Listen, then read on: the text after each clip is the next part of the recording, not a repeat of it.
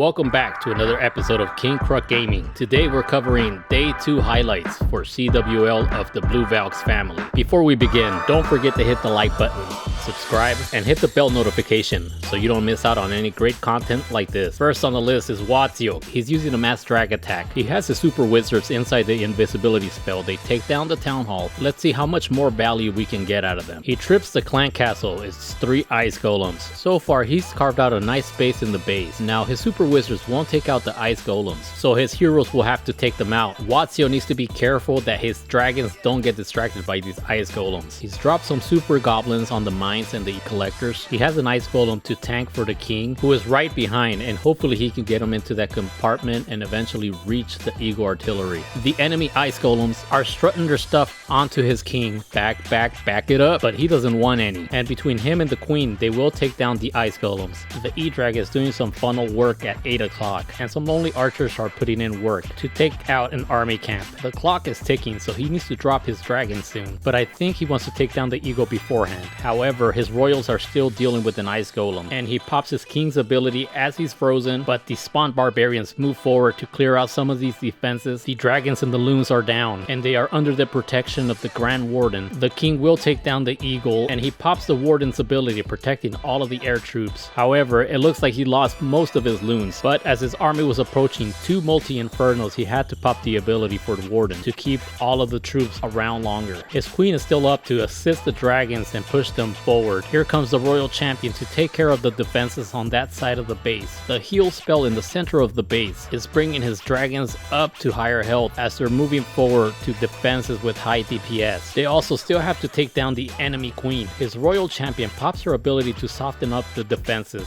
Wazio placed a poison spell to help his royal champion take out the enemy queen, but she moved away as she was distracted by his dragons. Both the air sweeper and the enemy queen go down. All they have to worry about is a single air defense, and the rest is cleanup, and that's exactly what Wazio is doing. He's figured out the base and he's about to take it down for a triple. Nice job, Wazio.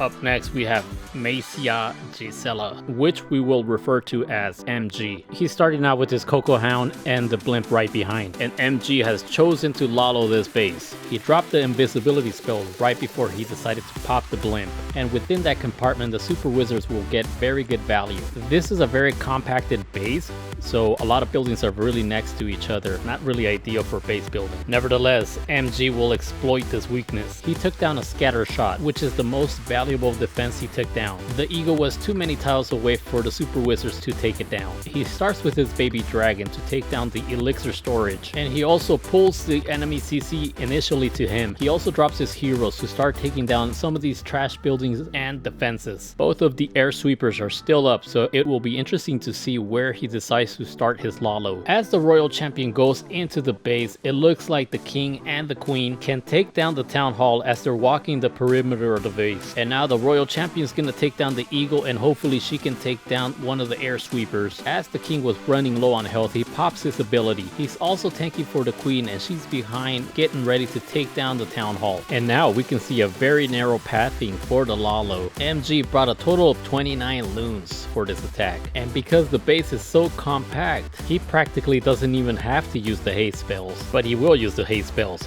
because he's smart. He also drops the minions down early so they can start with cleanup because he's double smart. MG definitely cracked this base, so if you ever find yourself in a war against MG, don't use this base. The first haste is down to keep the momentum of the loons. The warden's right behind. He pops his ability, and the loons are moving right along, creating the mayhem, taking down all of the defenses. The freeze over the scatter shot, which is the last remaining vital defense. He still has a freeze spell that he can use and he uses it over the scatter shot because he's scared. So MG forgoes swagging the freeze and keeps it safe because he knows that the triple is right around the corner, and as the wizard tower goes down, there's nothing that can stop this attack. And he forgot a single Tesla in the corner because he's busy. The only thing we have left to see is the cleanup before we see the 3 stars on the screen. And now MG can look at this replay because he's happy. After many requests, up next we have Big Beautiful Besh. Keralatil ninula etum apakatakariyaye kalikaranana. Besh is coming in with a Queen Charge Lalo. He drops a set of Yetis over the multi, and without a rage spell they will only take a multi, a builder hut, and a Tesla. But without the multi there, it's a good place for his Queen Charge to begin. And he drops his Queen without a unicorn. He probably forgot her at the groomer. But it makes no difference here, the Queen's not taking any damage at the moment. However, he will have to soon make a decision of where he's gonna drop his healers. The Expo has locked onto the Queen, and it looks like he's square dancing with the super wall breakers. The healers come to save the Queen, and they start healing her. It is unclear which direction the Queen's gonna take, but if she can move on to the compartment where the Expo is, and then after that take down the Town Hall, that would be ideal. But Besh doesn't live in an ideal world. He deals only with results. And so he drops his king to clear out the defenses in the trash buildings on the side of the base next to the town hall. And what do you know? The Queen has ideally reached the town hall. However, she was stopped in her tracks by the enemy Archer Queen challenging her. But Besh is not a stranger to a brawl, and he claps the enemy Queen. The town hall goes down. The King will take down the air defense, and we're starting to see the pathing for the Lalo. As the Queen is about to take down the air sweeper, she's confronted by a triple IG enemy CC. At the same time, there goes a super wall breaker, and it gives him access to a deeper layer into the base. And now his Queen can reach both of the scatter shots, but he isn't content with that. He drops another super wall breaker to give him even more access to the base. He has to keep an eye on the time. It feels like the Queen has been walking for 2 hours. And just like that, here comes the Lalo. Hello Lalo. Besh starts his Lalo from 12 to 2:30, and they're traveling southwest. He pops the Warden ability as they approach a multi. The Queen is keeping the loons safe by distracting both of the scatter shots. And now she's stepping up to take down the second air sweeper. His Royal Champion is going toe to toe with the enemy Royal Champion, and she takes her down. The minion and the headhunters are doing cleanup work. After doing the hustle, the bulk of his loons are moving on to the remaining defenses.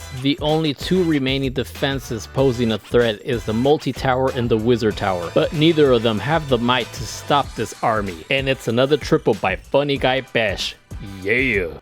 Up next is Base Killer. He's gonna take down this base using the Bad Drag attack. And what do you know? He has a Town Hall 12 Barbarian King. He starts by taking out the mortars, and right away he uses his Royal Champion, and she has easy access to the Eagle. The Archer Tower and 2 Wizard Towers will also go down. This is a bad base design, but that doesn't matter. Base Killer is here to win. Guys, let that be a lesson when you're base building. You want to protect the marquee defenses, which include the Eagle, the Scatter Shots, the Inferno, and the Expos, and lastly the Town Hall. If you leave any of those exposed, the chances of your base getting tripled increase exponentially. The Royal Champion goes down, and he got a lot of value from her, but now it's the Royal's turn, and so his King and his Queen are taking down the trash buildings at 9 o'clock, and Base Killer is gonna be forced to pop his King's ability early. It looks like 3 enemy headhunters were on top of him. The loons and the dragons are starting their way into the base. They have a long way until they can reach the town hall, but there goes the battle blimp, and its sole mission